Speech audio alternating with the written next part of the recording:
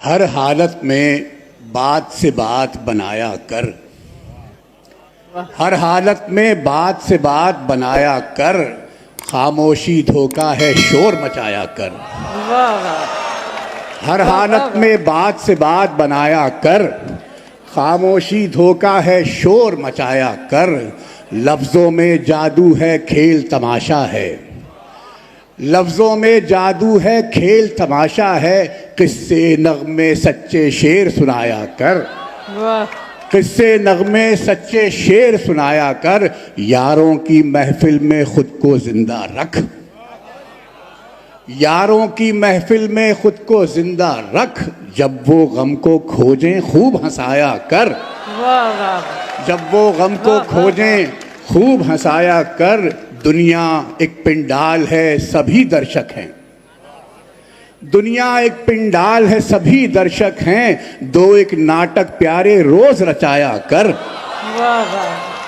दुनिया एक पिंडाल है सभी दर्शक हैं। दो एक नाटक प्यारे रोज रचाया कर। और सुंदर लड़की जब भी प्रेम से मुंह मोड़े, सुंदर लड़की जब भी प्रेम से मुंह मोड़े, वो सुंदर है उसको ये समझाया कर। क्या कहें? सुंदर लड़की जब भी प्रेम से मुंह मोड़े, वो सुंदर है उसको ये समझाया कर। एक नज़्म सुनिए, ज़रा सा संजीदा नज़्म है।